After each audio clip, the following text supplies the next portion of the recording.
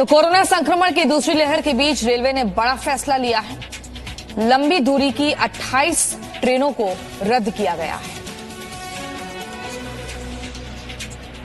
Corona संक्रमण की तेजी से फैलती दूसरी लहर के बीच भारतीय रेलवे ने गुरुवार को राजधानी शताब्दी और वंदे भारत समेत 28 गाड़ियां रद्द कर दी हैं। उत्तर रेलवे ने कुछ विशेष ट्रेनों को अगले आदेश तक रद्द करने का फैसला किया है। देश में कोरोना के तेजी से बढ़ते मामलों को लेकर रेलवे ने अगले आदेश तक करीब 28 ट्रेनें रद्द कर दी हैं। रेलवे ने इस फैसले के लिए कम यात्री होने और कोरोना वायरस मामलों की बढ़ोतरी को कारण बताया। रेलवे ने कुल 28 ट्रेनें रद्द कर दी है। इसमें ज्यादातर ट्रेन लंबी दूरी की है। 24 ट्रेन शताब्दी, जन शताब्दी और दुरंतो श्रेणी की है, जबकि कुछ ट्रेन कम दूरी की है। रद्द होने वाली प्रमुख ट्रेनें हैं नई दिल्ली कालका शताब्दी स्पेशल, नई दिल्ली हबीबगंज शताब्दी स्पेशल, नई दिल्ली अमृतसर शताब्दी स्पेशल, नई दिल्ली देहरादून शताब्दी स्पेशल, निजामुद्दीन पुणे दुरंतो स्पेशल। इससे पहले पश्चिम बंगाल में लोकल ट्रेनें 2 हफ्ते के लिए रद्द कर दी गई थी। हालांकि पूर्वी रेलवे ने साफ किया है कि पार्सल और मालगाड़ी अपने तय समय के मुताबिक ही चलती रहेंगी। प्रधानमंत्री मोदी ने कोरोना से बने हालात को लेकर एक बार फिर राज्यों के मुख्यमंत्रियों के साथ चर्चा की और देखते हैं अब 1 मिनट में इस पूरी खबर को। प्रधानमंत्री मोदी ने गुरुवार को कोरोना के हालात की समीक्षा की। बैठक में प्रधानमंत्री ने सभी राज्यों और जिलों के हालात को जाना, साथ ही स्वास्थ्य सेवाओं के बुनियादी ढांचे को बढ़ाने के लिए राज्य को निर्देश दिया। प्रधानमंत्री मोदी ने दवाओं की उपलब्धता को लेकर भी जानकारी ली। प्रधानमंत्री मोदी ने राज्य को निर्देश दिया कि वैक्सीनेशन की रफ्तार में कोई कमी नहीं आनी चाहिए। कोरोना पर प्रधानमंत्री की बैठक में रक्षा मंत्री राजनाथ सिंह, वित्त मंत्री निर्मला सीतारमण, स्वास्थ्य मंत्री डॉक्टर हर्षवर्धन, रेल मंत्री पीयूष गोयल मौजूद थे। बैठक के बाद प्रधानमंत्री ने रक्षा मंत्री राजनाथ सिंह के एक ट्वीट को रीट्वीट किया और लिखा कि जल, थल और नभ हमारी तीनों सेनाएं कोरोना के खिलाफ लड़ाई में पूरी मजबूती से जुटी है। सरकारी सूत्रों के मुताबिक प्रधानमंत्री मोदी ने तेलंगाना, आंध्र प्रदेश, ओडिशा, झारखंड के मुख्यमंत्रियों से उनके राज्यों में कोरोना की स्थिति को लेकर बात की। इसके साथ ही पुडुचेरी और जम्मू कश्मीर के उप राज्यपालों से भी दोनों केंद्र शासित प्रदेशों की स्थिति जानी। मध्य प्रदेश में 15 मई तक कोरोना कर्फ्यू बढ़ाया गया है। मुख्यमंत्री शिवराज सिंह चौहान ने कहा है कि राज्य में सभी पाबंदियां सख्ती से लागू की जाएंगी। देखते हैं 1 मिनट में इस पूरी खबर को। मध्य प्रदेश के मुख्यमंत्री शिवराज सिंह चौहान ने गुरुवार को राज्य में जनता कर्फ्यू को 15 मई तक बढ़ाने का फैसला किया है। मुख्यमंत्री ने अधिकारियों को निर्देश दिया है कि राज्य में पाबंदियों को बिना किसी ढिलाई के लागू किया जाए। सीएम ने लोगों से शादियां टालने की भी अपील की है। शिवराज सिंह चौहान ने ट्वीट कर लिखा, आज मैं आपसे आह्वान कर रहा हूँ कि 15 मई तक हम सब कुछ बंद करें, कड़ाई से जनता कर्फ्यू का पालन हो। मैं चाहता हूँ आने वाले दिनों में जनजीवन सामान्य हो, इसलिए कुछ दिन हम कड़ाई कर ले। मुख्यमंत्री शिवराज सिंह चौहान ने ट्वीट पर कहा, हम निर्णायक दौर में पहुंच गए हैं और अब हम कोविड-19 पर अंतिम प्रहार कर सकते हैं। इसके लिए जरूरी है कि समस्त आवश्यक दिशा निर्देशों का हम सभी कड़ाई से पालन करें। मुख्यमंत्री ने एक दूसरे ट्वीट में कहा, शादी विवाह के कारण संक्रमण बहुत तेजी से बढ़ जाता है। ऐसी परिस्थितियों में हम विवाह जैसे आयोजन की इजाजत नहीं दे सकते। मैं अपने सभी जनप्रतिनिधि साथियों से आग्रह करता हूँ कि वे मई में शादी समारोह का आयोजन न करें। इसके लिए सभी को प्रेरित किया जाए। दिल्ली के एम्स और राम मनोहर लोहिया अस्पताल में ऑक्सीजन प्लांट शुरू हो गए हैं। दिखाते हैं इस खबर को 1 मिनट में। दिल्ली के एम्स और आरएमएल में डीआरडीओ ने ऑक्सीजन प्लांट शुरू कर दिए हैं। दोनों प्लांट से मरीजों के लिए ऑक्सीजन की सप्लाई भी शुरू कर दी गई है। गौरतलब है कि महज 15 दिन के भीतर ही इन प्लांट्स को लगाकर ऑपरेशनल कर दिया गया है। 20 अप्रैल को प्रधानमंत्री मोदी और रक्षा मंत्री राजनाथ सिंह ने डीआरडीओ को देश के हर जिले में इस तरह के मेडिकल ऑक्सीजन प्लांट्स लगाने का आदेश दिया था।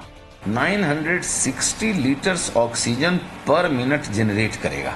बहुत ही समझिए कि एक बहुत ही अच्छा इक्विपमेंट हमको मिला है और हम लोग इसका इस्तेमाल करेंगे। दरअसल डीआरडीओ को कुल 500 ऐसे मेडिकल ऑक्सीजन प्लांट लगाने की जिम्मेदारी सौंपी गई है। ये ऑक्सीजन प्लांट एलसीए तेजस फाइटर जेट्स की ऑक्सीजन सप्लाई करने वाली तकनीक पर आधारित है। इन सभी प्लांट्स की फंडिंग पीएम केयर्स फंड से की गई है।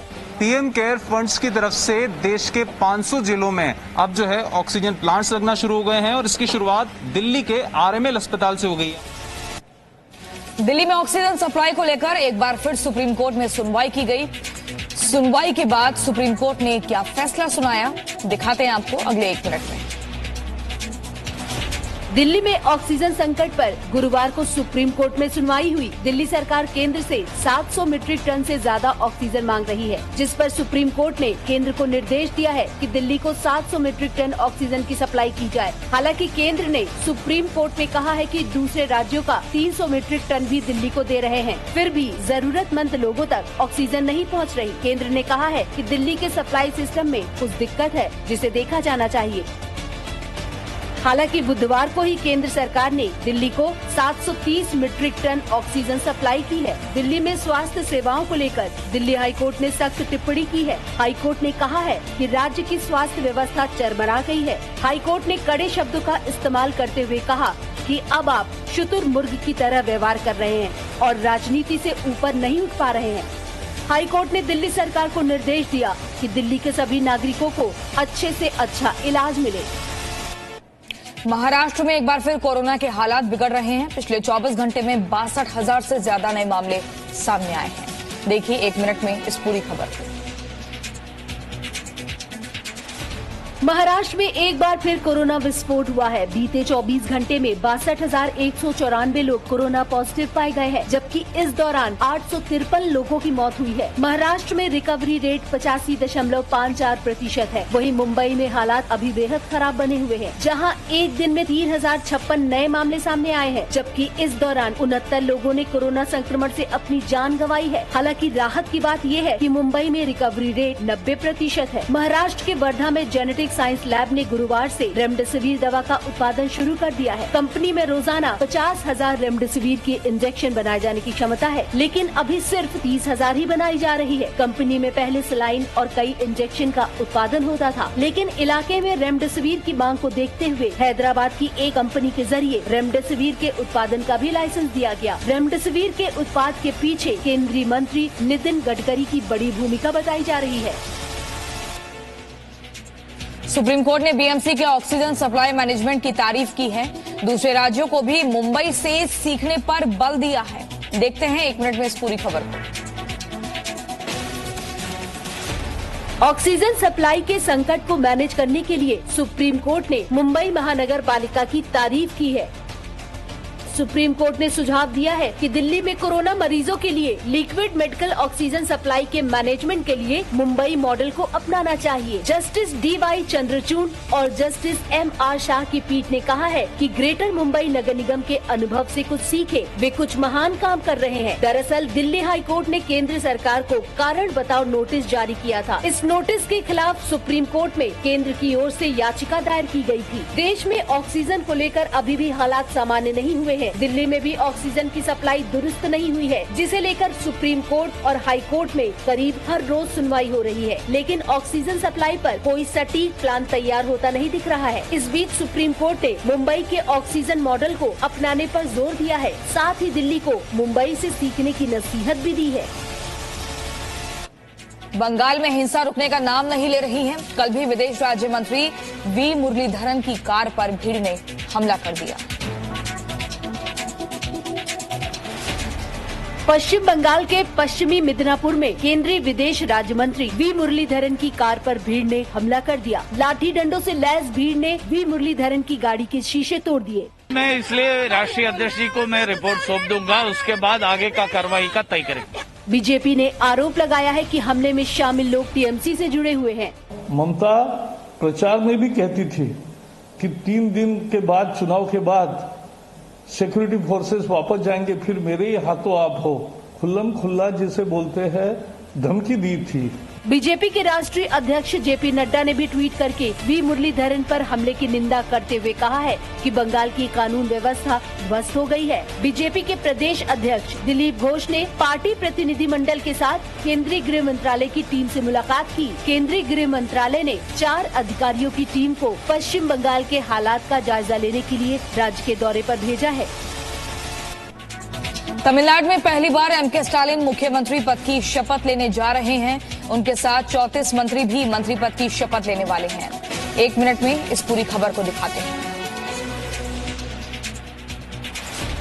तमिलनाडु विधानसभा चुनाव में डीएमके और कांग्रेस गठबंधन को बहुमत मिलने के बाद एमके स्टालिन ने 34 कैबिनेट मंत्रियों की सूची जारी कर दी है। आज एमके स्टालिन तमिलनाडु के मुख्यमंत्री पद की शपथ लेंगे। राज्यपाल बनवारी लाल पुरोहित एमके स्टालिन को शपथ दिलाएंगे। शपथ ग्रहण समारोह राजभवन परिसर में सुबह 9 बजे होगा। एमके स्टालिन मुख्यमंत्री का पद संभालने के साथ ही कुछ अहम मंत्रालय अपने पास रखेंगे, जिनमें public general administration, Indian administrative service, Indian police services और गृह विभाग शामिल है। इसके अलावा दुराई मुर्गुन को जल संसाधन मंत्री, के.एन. नेहरू को नगर पालिका प्रशासन मंत्री, के. पोनमुडी को उच्च शिक्षा मंत्री, ईवी वेलु को लोक निर्माण विभाग, MRK पनीर सेल्वम को कृषि एवं किसान कल्याण मंत्रालय की जिम्मेदारी दी गई है। M.A. सुब्रमण्यम को स्वास्थ्य, मेडिकल एजुकेशन और परिवार कल्याण मंत्रालय दिया गया है। डीएमके की पिछली सरकार में एमके स्टालिन उप मुख्यमंत्री थे और उनके पिता एम करुणानिधि मुख्यमंत्री थे।